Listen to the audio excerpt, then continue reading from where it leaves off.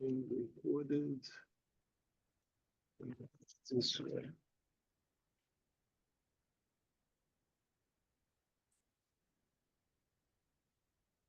Or check the sound here so that Sound is good, Rennie.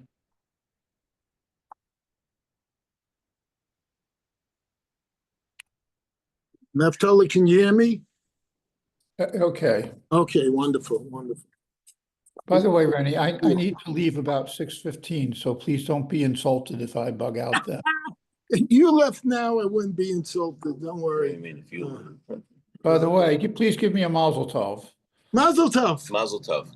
My grandson, I have a grandson in Colorado whose bris is this morning. Oh, mazel tov, mazel Congratulations, tov. mazel tov. And that's Moshe in the background saying mazel tov. Thank you. Only Wonderful. simchas. So you're flying out there? Unfortunately, I can't. Yeah, we still get the mazel tov. Okay, hold on. All right, we've got towards the bottom of Mem Amud Beis yesterday, and then stopped. Where'd we stop? By Tanu Rabbanan? We're 6 lines up from the bottom line. The first word on the line is makirin. Yeah, Okay, Tanu Rabbanan. Tanu Rabbanan. Okay. I put some handouts here again for review. I don't know if anyone had a chance to look at yesterday's handouts, if they're helpful or not. I can't find the one I made for 41A in my phone. So when I get home sometime this morning, I'll send the 41A, but I did attach 41B. All right, let's get going. Tan Rabbanan. So the rabbis taught in the Brisa. These questions are also posed to the witnesses in murder and idolatry cases. Remember, so far, we've said that there are 7 chakiras, or interrogatory questions, all right? Very important questions. And the reason those questions are made, this is what we learned yesterday, is because you need those questions, those facts, merely the facts, ma'am, so that in case you're Adam Zomim that says he was with us, you have real facts that contradict each other, okay? And then there's additional questions, 4 questions, which we call bedikas, which if they don't know the answer to this, that, it doesn't knock them out of the ballgame, right? Makimra Temoso. So here's additional questions. And we also said if you ask additional questions, Harezem Meshubach, sounded like something from Pesach. Did you recognize the victim? All right. And in this case, they want to know 2 things. I think basically, one, was the victim Jewish, because that's really where they have the jurisdiction in. And number 2, if the witness recognized the victim, he might be biased. All right. Nachri Harag Yisro, Harag. Hold on 1 second. Let me just make this a little bigger for myself. Okay. Did the accused Nachri Harag Yisro Harag? That is, did the accused kill an idolater or did he kill a Jew? Again, we're differentiating between the victim. All right. Did he kill a Jew or somebody that worship idols? It's symbol. Did you ask and warn the murderer? And we'll get into the importance of that and where we learned that from. All right. Kibel alav hasra. Once you warned him, did he really understand? Did he get with the plan and stick to the plan and say, yeah, I understand. If I keep on doing this or whatever, or if I'm wrong, if I was Adam Zomamim and I lied, yeah, you're going to kill me because I want to kill somebody else. All right. Hitat Smolamita, and that's what the next one is. Did he verbalize he's willing to accept that he would be executed? In other words, you're really drilling him to make this serious. So he's not just, saying, yeah, I saw it, I was hanging around, this and that. He's making up stuff. Hemis Pesach Kidei Dibor. Did he kill within as much time as needed for the utterance? Again, we're defining the how you want somebody. In other words, you say, hey, don't do that. If you do that, you're going to be killed. And while you're saying that, right, before he could say Shalom Alecha Rabbi, all right, within a fraction of a second, he's already saying, nah, I'm not letting this with you. He kills the guy, he obviously doesn't care what you say. Ha'ovid avodah zara, in the case of one who worshipped idols, as me avad. Who did you worship? Lefor avad,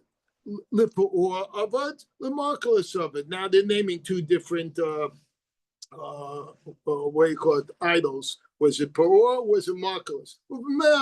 And how did he worship him? Did he bring his chas v'shalom, a child, up to Akedah? This is totally different from case. Or did he urinate? I mean, whatever it was. I mean, what kind of weird stuff was he doing? Was he slaughtering a sacrifice, or was he burning sacrifice on the altar with the pouring of libations, with prostration? Was he asking all these questions?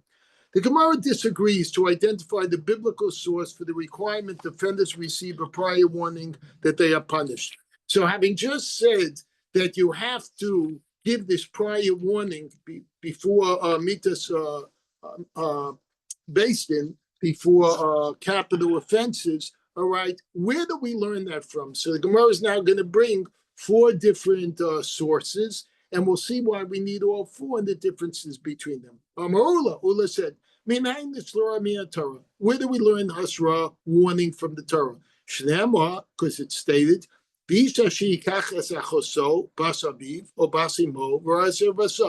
so a man takes his sister, the daughter of his father or the daughter of his mother, and he shall see her nakedness. Now something's wrong here. See that? It's not usher to see if that happens. They walk out of the bathroom, they accidentally see some. For that, he's going to be killed. No. That's not a means by Ra'ah Servasa. Ra'ah Servasa, he sees meaning that they told him. In other words, in the sense of, listen here, guy, if you're in this situation and you do this, that's what they're saying by Ra'ah. He sees. In other words, do you understand what's going to happen? Atu Berei Talsa Milsa, now is the master of his liability dependent on us merely seeing the sister? We said, nah, certainly he is liable only if he commits an act of cohabitation. Which I just said, he has to understand the reason for the liability. Hey, if you go do this, then this will happen. He may know Indian chorus. And this is talking about where, let's say, he's only chayav in Malkus or something else, even though I've mentioned till now Mita, because it could be mitas based in, but it can't be chorus. Why? Because chorus is between man and God. Either he dies in an earlier age, his children die before him, or whatever other explanation are. So that's not, we're not talking about chorus, we're talking about other unshim. All right, we're now at the top, I believe, of 41a. Taneo inyan lamalkus. So let's say that this warning has to do about Malkus. All right. So the Gemara now will cite a second source. So the first source was the warning about cohabitation with a sister, or whether from the father or the mother. The Vechizkiel Tana, in the Bryce in the Academy of Chizkiah was taught, when a person's plotting against his friend, so he's making a plot, all right, to kill him. All right. This implies that they warned him, but he's still deliberately committing the murder. Why? Because look at the word. It says the yazid ish. He's plotting. All right. So they're coming in the middle of the plot, say, hey, stop this. Don't keep on doing this plot. Don't continue, because to murder, you can end up in a lot of trouble. It doesn't say that he plotted in the past. He doesn't care. He goes ahead and he just does it. All right. Third case, Devei, again, these are examples of Hasra, warning. Devei Rabbi Yishmael Tana, a Bryce of the Academy of Rabbi Yishmael has taught, right, this is the famous story of the man who was gathering woods. to burn the fire when the Jews had known that, hey, you're not allowed to burn the fire on Shabbos, and here he's burning a fire. So what was that all about? The guy wasn't really that bad. He was burning a fire because he knew he was going to get Misa, all right? But at that time, Bnei Yisrael, I believe, already found out they're not going into Eretz Yisrael. They won't go into Yisrael. They thought, oh, therefore, maybe we can start doing these things. We're not going to Eretz Yisrael. So he wanted to prove, hey, no, the law still exists. So by gathering the wood, making the fire, what will happen? He'll be killed, and therefore people will see that the laws exist. So in a way, he was doing l'shem mitzvah. But they warned him, and he was still gathering the wood. Dvei Rabbi Tanya. Okay. The Gemara cites one last source. Brisa Bikami of Rebbe. Dvei Rebbe Tana. So this Rabbi Huda Nasi. Advar She'ina. The verse states that an adulterer is liable for the reason that he afflicted the woman. This can be interpreted to mean the adulterer is liable al iske dibor because of the matter of the statement of the warning before the offense. In other words, when you look at the words in the pasuk, it says al devar asherina. All right, you initially think devar means the thing, the reason that he afflicted the woman. No, devar here is like v'yadabir dibor. All right, it's because while they were giving them the warning, he was talking. He was ready to go do the wrong thing. So we have four examples defining what hasra is from the Torah. So now, obviously, whenever you have a bunch of examples, the Gemara comes and says, "Do I really need all four sentences? Could I learn one from the other, etc., etc." So that's what's gonna now the Gemara will explain. Utzricha. Why do I need all four? Because of Brahmana Achos, so let's go to the first one. If it just talked about his sister, Havamina Chayve Malkas in, all right, Chayve Mitas Lo. I might have thought that indeed the warning has to be given for those who are liable for lashes, all right, for Malkas, but not for execution, all right? And in that case over there, it was, I believe it was Kores, which is Bidei Shemayim anyway. All right, Kasav Rachmana b'chiyazit. So it's written. Okay, that's first answer. Second pasuk, when a person will plot. All right, because of Rachmana b'chiyazit, when the man wrote, when a person will plot, b'havamina hanemile sayif to kill. I might have thought the requirement only applies to a murderer who is punished by beheading with the sword. All right, so sayif. We would have thought. And we mentioned this yesterday, a relatively mild method of execution. How about skila, the chamura? But skila, that yesterday we said the Tanakama, that's the highest level. Rav Shimon argues, he says sreifa than skila. And again, Tanakama says skila than sreifa. All right, but skila, that's more, emelo, I'd say the warning doesn't apply. Again, we're trying to show you why you need all things. Thus, it's necessary to write the warning requirement in the passages of the Shabbos declaration, desecration, and adultery as well, in order to teach that even those who would be punished by stila, by stoning, would receive a warning. What do? You printed some? Oh, we're just giving out the handouts. Oh, okay. No, because I couldn't find the 41A to put it online. I just said it. All right. But Tate b'niskal lamalei. Why do I need to mention the warnings with regard to those who are stoned? The Rabbi Shimon, all right, this is what I just mentioned, Lasuyin Nisrafin, to include those who were burned. All right, because again, the Tanakama felt that skila is the worst punishment. But Rabbi Shimon felt sreifa is on top of it. And so according to rabbis, so the burning is less severe than stoning. According to them, the second mention is not needed for those who are subject to execution by burning. All right. But Rav Shimon, he would need that because it wouldn't automatically be under skila because he has sreifa above skila. You wish Moshe Mazel Tov? What's the mazel tov? My daughter's engaged. Oh, yeah, right. I read that yesterday. You have mazel tov every day. I can't keep up with them. All right. Mazel tov, mazel Just tov. mazel tov to another Moshe Druin's daughter's what do you call it, engagement. Also, is finally today is the yahrzeit of his mother, and just the other day we had anachas tefillin of our esteemed Shalom genius here. Rennie, tell them we want details. What's the chassan's name? The chassan's name details. I think Lucky Laser. yeah, I think Lucky it's Laser. Lucky Laser. I think it's in the what do you call it? The notice, Online, in the notice. Okay. Mazel tov.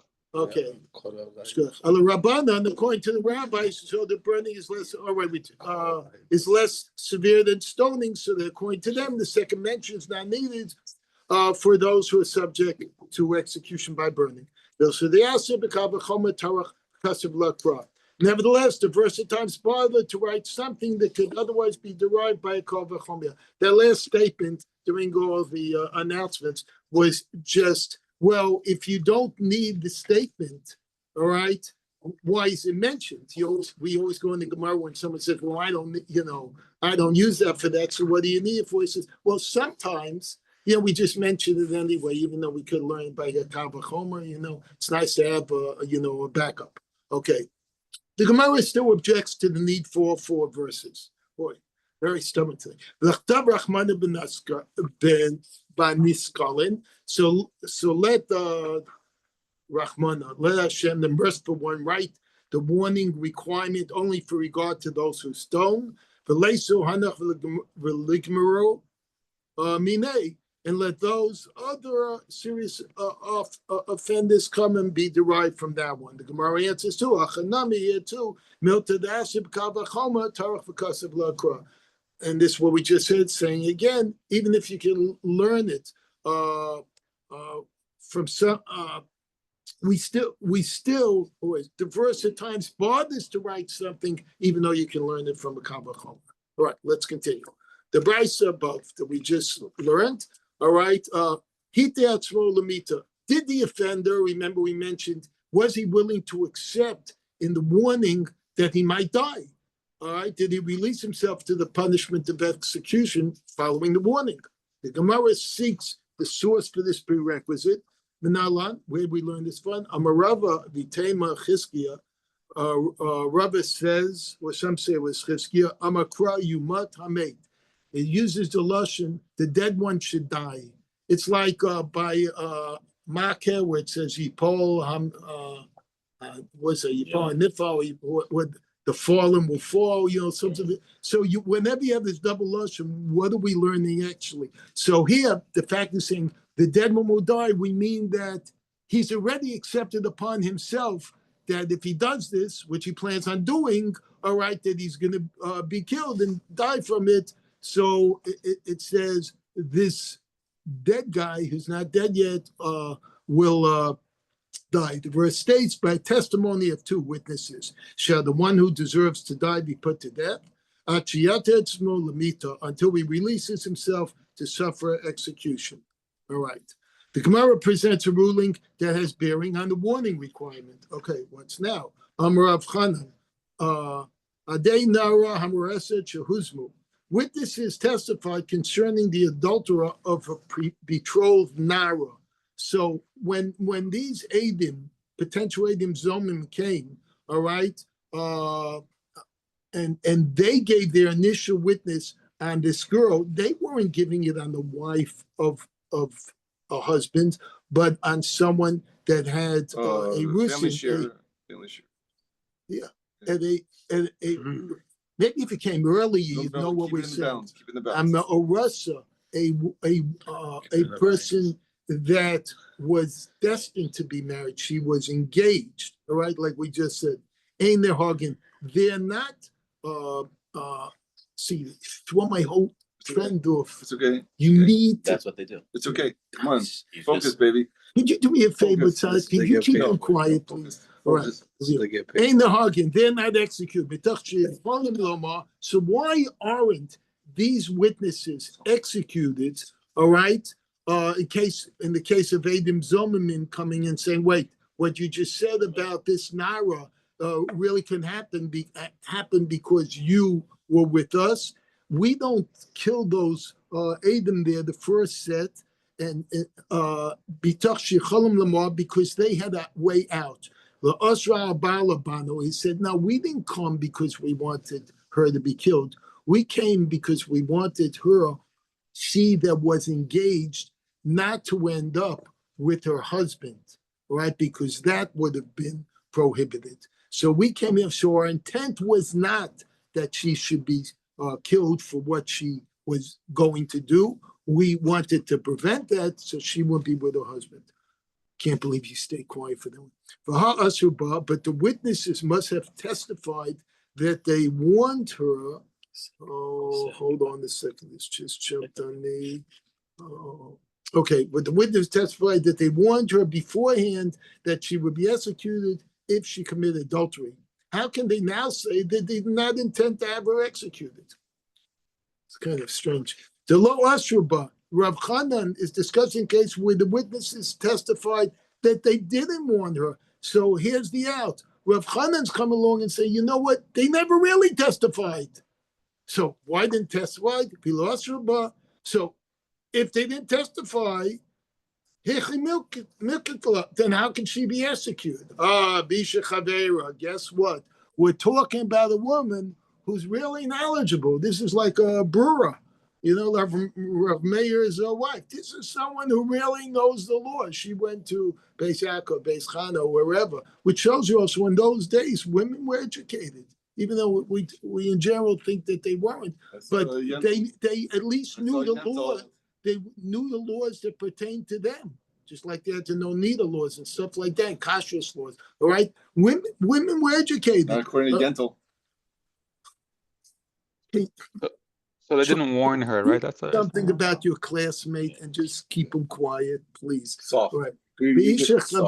Soft. Rav Chanan is dealing with a learned woman, and we've learned that people who are learned, chaverim, we're calling them, even though Chavim Kol Yisrael, learned people, you don't have to warn them, because the whole purpose of warning is to differentiate from the person being a mazid or a shogeg, doing something on purpose or doing it by accident because they didn't know. So if they're learned, then they're doing it b'mazid because they know, so you don't have to warn them. All right? But if they don't know, you have to teach them so that they shouldn't do it even b'shogeg. Okay. But the Rabbi Yossi, Rabbi Yehuda, according to Rabbi Yossi, son of Rabbi Yehuda, Tanya, where we saw in the Bryce of Rabbi Yossi, Rabbi Yehuda says, Chaver ein tzarech hasra. That he says a chaver doesn't need warning. But v'shlo nitna hasra ela lavchim ben shogeg l'meised. I just said that. The kevan de inhu lo mikdale. But since the witnesses cannot be executed, again, because they did not have the intention for that she be killed, and they didn't personally warn her of that. So how can the woman be executed as a result of their testimony? It's a testimony that can't be refuted by Hazama.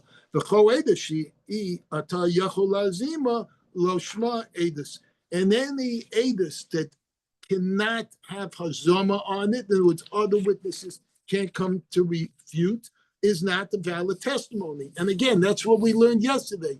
Those 7 interrogatory questions that are required, all right, are required for the purpose in case other Adam come and they want to nullify this first set of Adam.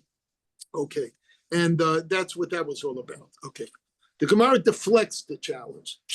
All right, Hachinami Kama. So also Rav Chanan meant to say, Mitach she'ein nehagin, since the witnesses may not be executed when they're refuted through Hazama. Shechan lamar lasra balabanu. We answered this before because they could have said, we didn't want to be killed. We just wanted to prevent her from coming to her engaged husband. So she couldn't be killed either. All right, because she can only be killed if when the witnesses are not discredited. The Havila Edeshiyatayacholazima.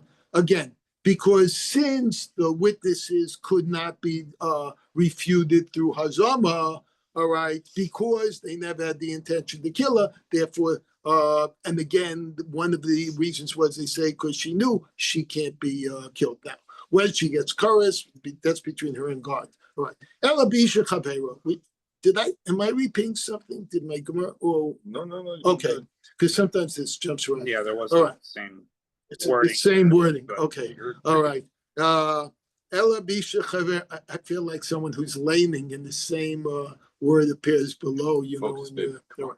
Ela Bisha Chavera. But concerning a learned woman, the kind of learned the Miktula, Ali the Rav Yossi Bar Yehuda, who we hold is executed even without warning, according to Rav Yossi Bar Yehuda, because he says she's not liable. How can you find such a case? If the witnesses cannot become subject to Azama, she should never face capital punishment as a result of their testimony. And says Kishinta, so they can give you a different case. Kishinta v'chazra v'zinta, because she did it twice. All right? So the first time she committed adultery, and then later on she committed adultery again. By a cholan lomad, so Gemara objects to this.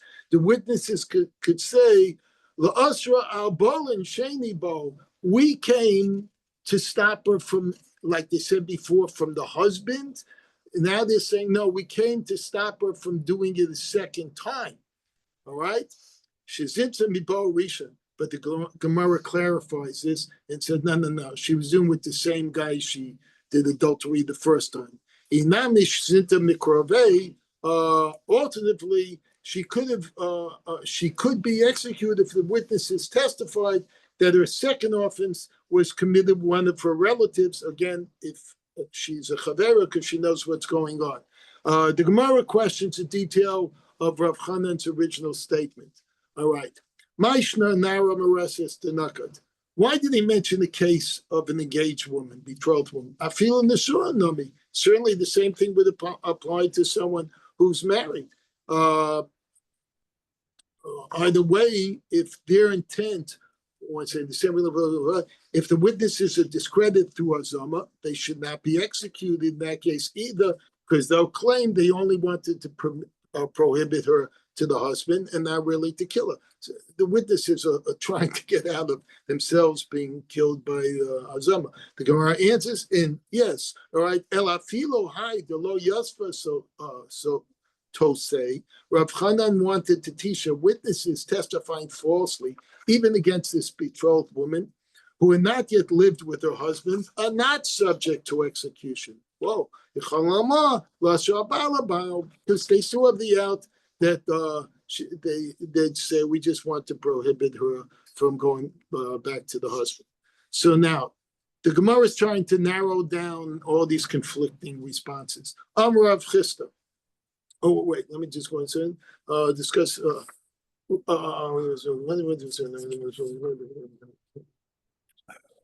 Okay, let me just read what it says in English here. Our Mishnah discussed a second category of inquiries the judges posted witnesses. Remember, those were the bedikos. Those were questions that if they didn't have the answer right, it didn't disqualify them because they're not qualifying enough for potential hazama. So these supplementary questions, right? Witnesses need not answer all of the supplementary questions because if they don't know it, they don't always know every detail. These are not details that were important to the facts of the case specifically that were hazamable, right, to such point. But if they do offer conflicting responses to a particular question, their testimony is invalidated. Okay, well, now we're going to see which ones do make a difference. We're actually going to show which of these supplementary questions still might, if they answer it wrong, might make a difference. Rav Chista. Rav Chista said, what if one says that it was killed with a sword, and the other one says he was killed with a battle axe? Whoa. That's like a double-edged axe. We all know the battle axe. Okay, all right. All right.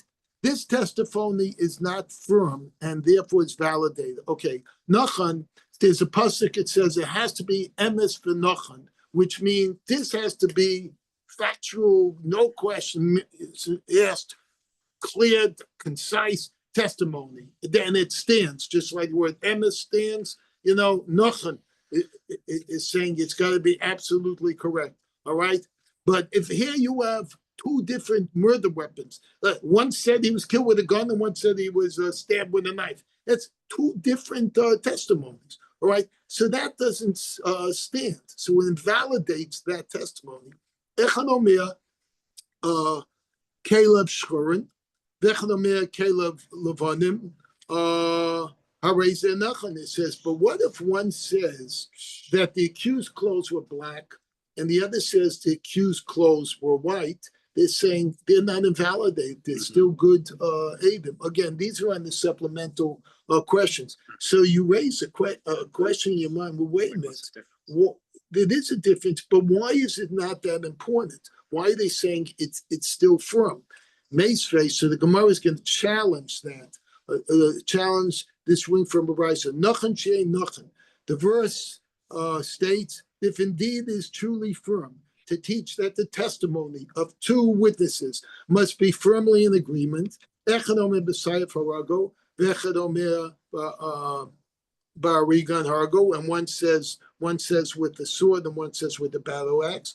One says echad omer Caleb Shkarim, echad omer Caleb Ron. One says black and one says white clothes. Ain't said nachan. These are not nachan, but saying it in the question. All right.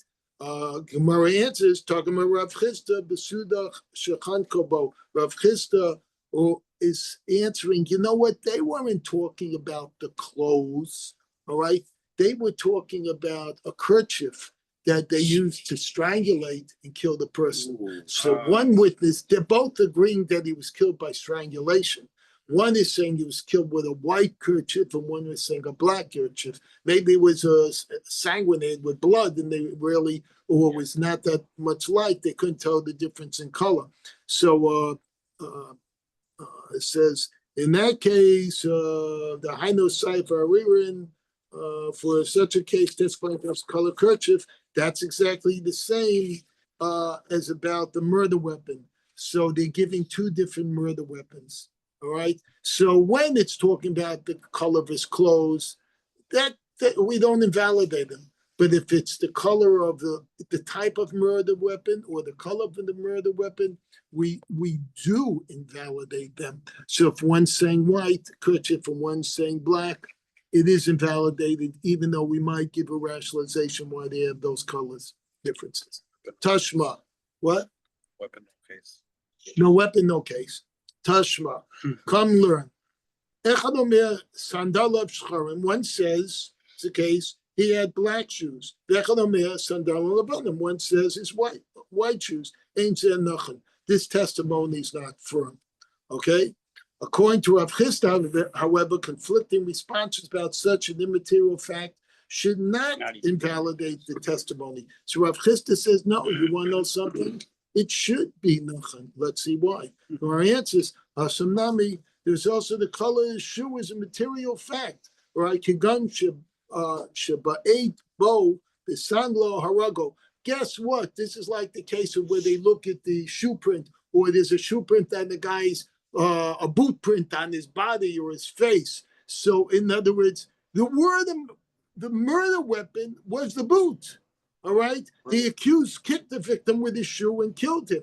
So that's why the description of the color of the shoe makes a big difference, because one said it was a white flip-flop and the other said it was black cowboy boots. Guess what? They're describing two different murder weapons. Chuck Norris was alive back then. Okay. Thank you.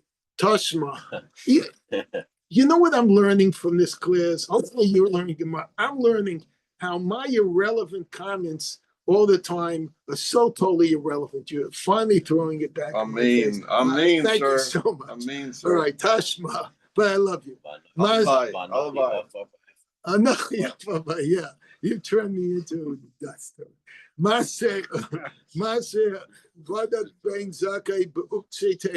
All right, we're now going to bring a very interesting story about Ben Zakkai, where he was questioning whether or not a story about figs with a murder. And he says, what was it? Thick-stemmed. Initially, we think he was saying, was it thick-stemmed figs or thin-stemmed figs? Rabbi Bar Chama, kigan shakatz te'ena b'Shabbos. All right. This was a case where he cut the fig off the tree on Shabbos. Dala kamikto, since he's executed for that because he desecrated the Shabbos. All right. I jumped again. Hold on a second. Forgive me a second. Would you like a paper book, sir? It's probably going to help me. Here, give me the paper back. Not paper bag. No, I'll just 1 second. Paper bag. Give me my baby back ribs. That's a shovel. Family issue.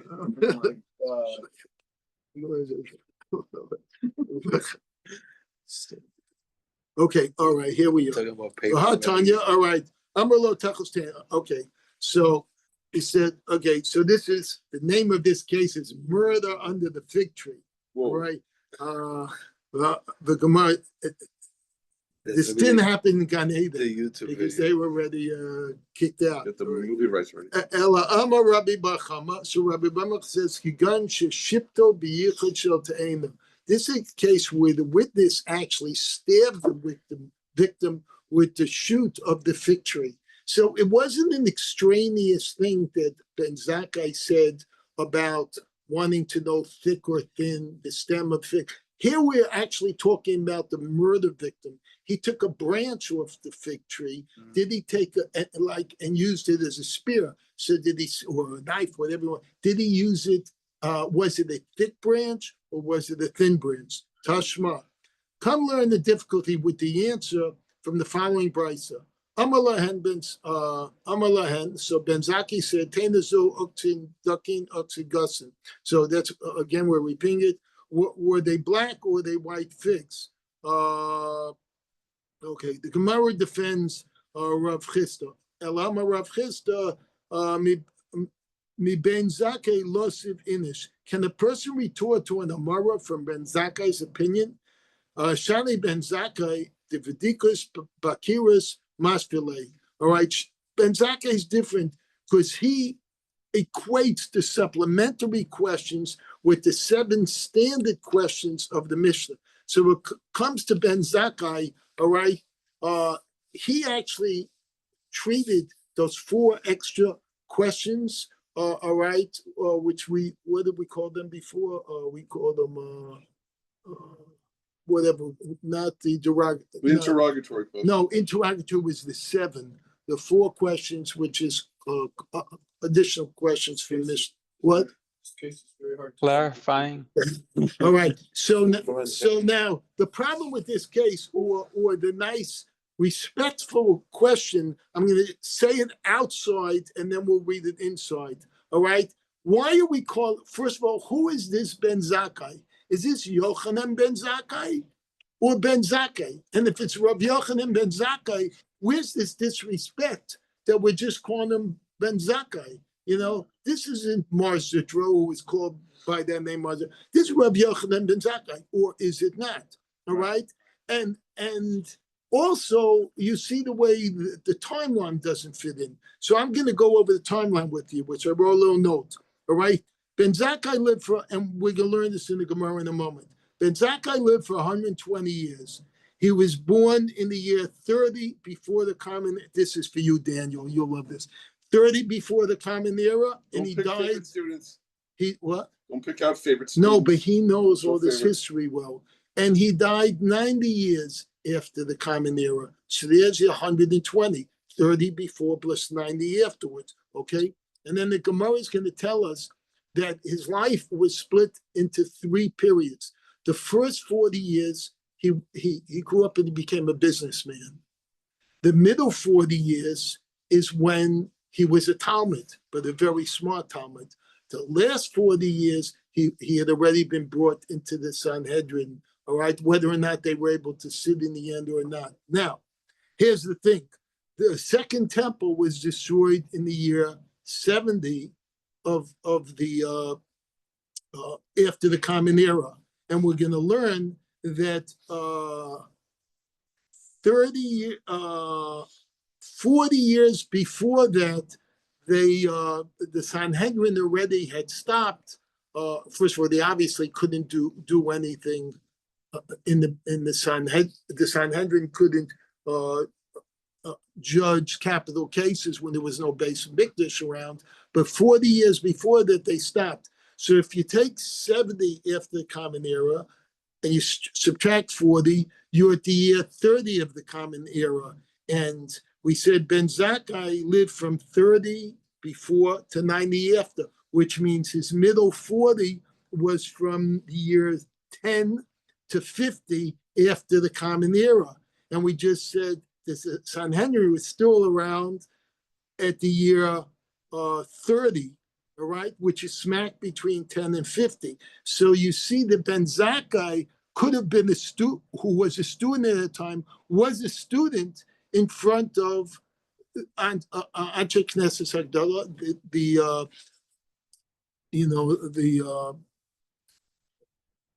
I'm blocking the Sanhedrin. That's what I meant. The Sanhedrin, and therefore, when he was a student, you usually call by your last name. Yo, Stein. Yo, Druin. But when you become a Rav in yeshiva, everyone was called by the last name. Yeah, in my yeshiva, when you were in yeshiva, they call you first name or last name. Yeah, we always call we always call by last names. So here, Ben Zakkai, they call him by his last name. But he was so smart, then they brought him up, to join. As we learned yesterday, once you're brought up, they usually didn't get rid of you, right? But then once he got the smicha or whatever, then he's Rabbi Yochanan Ben Zakkai. So that explains how this story can be Ben Zakkai and referred to as Ben Zakkai. Now let's learn it. Man Ben Zakkai. Who's this Ben Zakkai? Lema Rabbi Yochanan Ben Zakkai. If you want to say this is Rabbi Yochanan Ben Zakkai, the Sanhedrin was the latter even in the Sanhedrin that judged capital cases. We said that wasn't at that time. Vatanya Koshna so shall Rabbi Yochanan Ben Zakkai may have Esrim Shana. Then we learned they lived for 120 years. Arim Shana Prakmatya. 40 years he was engaged in business. Oh, it's like pragmatism or something like that. Pragmatics. Abim Shana Lamed. 40 years he was a Talmud. Abim Shana Limed. 40 years he taught because he was serving as a judge and interpreter of the law. Thus, we see he couldn't have been in any of the capital cases, which we just said from the timeline had occurred after that. The Tanya, because we saw another brisa, Abim Shana Kodem Chorban Abayis. This was, we said, 40 years before the Chorban. The Chorban was in the year 70. 40 years before was the year 30. All right. So the Sanhedrin would exiled itself because there was no Beis Hamikdash, and they settled in the place called Chanes. But Rav Yitzchak Ba'avudimi, Rav Yitzchak Ba'avudimi said, "Lamech lo danu dine knasas." This meant to say that they no longer judge penalty cases. Obviously, they didn't judge capital cases either. Dine knasas al kedasach. Do you think that they can no longer judge penalty cases once the Sanhedrin was exiled? That's not true. Ela shelo danu dine nefesh. That's real. I'm sorry. That's what they really want to say. That they didn't judge capital cases. The Gemara resumes its question. Utnan. Mishacharav, and we ask Mishacharav Beis Hamikdash, Hiskin Rabban Yochanan ben Gamliel, Ben Zakkai, and after the Holy Temple was destroyed, Rabbi Yochanan ben Zakkai decreed blah blah blah, etc. What we just said. Now, since Rabbi Yochanan was yada yada yada. Now, since Rabbi Yochanan was living after the destruction of the temple, he could never have judged a capital case. We just explained that if you were listening previously. Hence, he cannot be the timer named Ben Zakkai that participated in the capital case mentioned in our Mishnah, unless you knew what I just told you, that's when he was a Talmud. Ella Ben Zakkai Dama, but first you think it was another Ben Zakkai. It's also reasonable. The Rabban Yochanan Ben Zakkai. If you really think this is Rav Yochanan Ben Zakkai, Rabbi Yochanan ben Zakkai, they called him Zakkai without the title in those days because he was still a student. Vatanya was also taught in the Brisa. Master Badak Rabbi Yochanan ben Zakkai ba'uktzei teinim. Now he's joining the story, and that Rav Yochanan ben Zakkai asked about the stems of the figs. Ela Talmid Hayoshev Fnei Rabo Haya. But at that time of that case in the Mishnah, he was a disciple sitting before his teachers. Again, we said this, brother Amma Milte, and the Rabbanan said something in regard to examining the witnesses of the field of the figs. Mistabelahu Taima, and the Rabbanan thought his svara was really so good. Foi Bishmei, they established a ruling in his name. Kiava. Well, let me go quicker. All right, for Bishmei, they established his name. Yehava Lamad, when he was learning Ben Zakkai Hava, that's when he was called a Ben Zaki. Kitamach Hayashev Fnei Rabo, when he was still a Talmid. Hava Korei Lo. Rabbi Yochanan ben Zakkai, but later on when he was teaching, they called him Rabbi Yochanan ben Zakkai. Karelei ben Zakkai al Shem Demei Korah. But the Mishnah said the name, the way he was called initially at that time. Tikarelei Rabbi Yochanan ben Zakkai, whereas the Brisa calls him Rabbi Yochanan ben Zakkai al Shem Dehashta. But the Brisa we just quoted says Rabbi Yochanan ben Zakkai because they're just using the later term we said. Okay. Maser Bradikbo Ma Ben Chakiras. So it happened that Ben Zakkai examined what's the difference between the standard 7 questions, all right? Maya Filish, all right. Then it goes on. Okay, let me just say this 1 second. All right. The Mishnah continues, if a witness doesn't know the answer of one of the 7 standard questions, his testimony is voided. That's what we learned yesterday.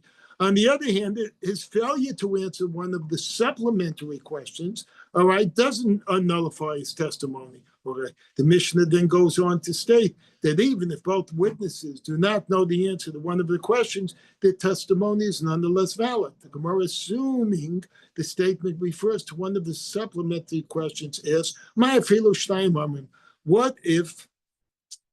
is the point of the Mishnah, even if 2 witnesses say we don't know, the testimony is upheld? Shita. Because we said if one doesn't know, their testimony is still upheld. This is in the supplementary questions. And when 2 say, the testimony should also be upheld. It says, Rav Sheshes says, that statement refers to the beginning of Mishnah, which set down the rules of the 7 standard questions. And this is what the Mishnah meant to say. The Chakiras concerning the 7 standard questions. If even 2 says, we know, and 1 says, I do not know, their testimony is voided. Kiman, who's this like? To Rabbi Akiva, according to Rabbi Akiva, the Maki Shlosha Lishnayim, because he compares 3 Eidim to 2 Eidim. All right. Amar Rava. Rava objected. This in Kayanas Katani, but our Mishnah taught their testimony is upheld. You have to say Kaddish, no? Yeah. Are you doing this meaning? I'm doing the same. Okay. Okay. But this in Kayanas Katani. All right. But our Mishnah taught their testimony is upheld. Rabba, if there's another interpretation, even in the 7 standard Chakiras question. If 2 people say we know, all right, Edus and Kayemis, all right, their testimony is not like Rabbi Akiva, all right. So again, giving why 1 says it wasn't Kayemis, 1 says that depends whether you hold by Rabbi Akiva. Rav Kana Rav Safra Tano Sanhedrin Day Rabba. Rav Kana Rav Safra learned from the Sanhedrin, the Rabbi's Academy.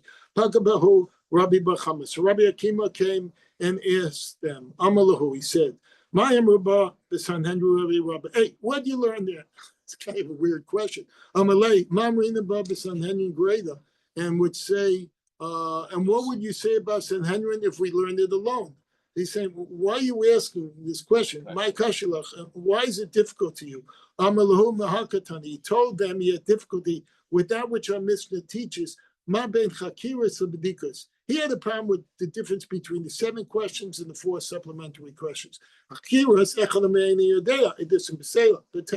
They said when it came to asking the witnesses, the 7 interrogatory questions, if one witness said, I don't know the answer to that question, you get rid of his testimony.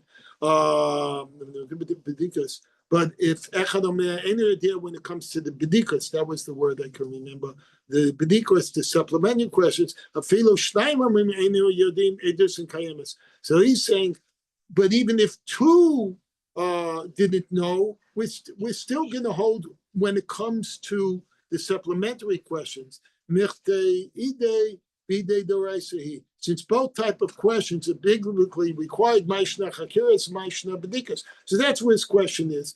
Shouldn't you have one law for both of them? They're both biblical. So why do you make a difference between the chakiras part and the bedikas part? I thought we answered this already, that the chakiras part, you can have a zaman, and bedikas, you couldn't. Yes, so we'll say, the chakiras, it doesn't betela. So that was the answer. He's just repeating. Bedikas Amar Echad, Ma'in Ein Yodea Editan Kayemes, Eda Shata Yachol Azimahu. All right, because it's still possible to refute him through Hazam. I'm trying to go through this quickly, so we won't be another page beyond. Amalhu Yachi, a couple minutes. Yachi Amrinahu, if you said this about the Sanhedrin law, Tuva Amrinamba, then you said a great deal about it. Amalei, but they tell him, Mitivuta. Because of the message, your goodness, we're able to tell you a great deal about Sanhedrin Rov.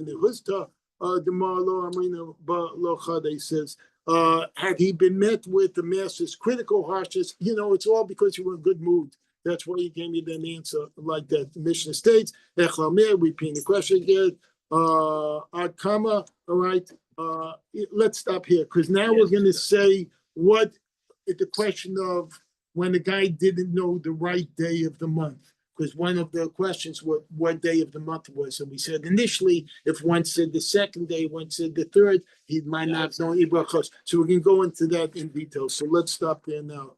All right, thank you. Be here tomorrow. All right, check the.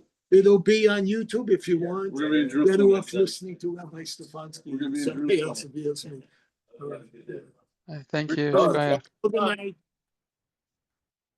We'll close it. Camera?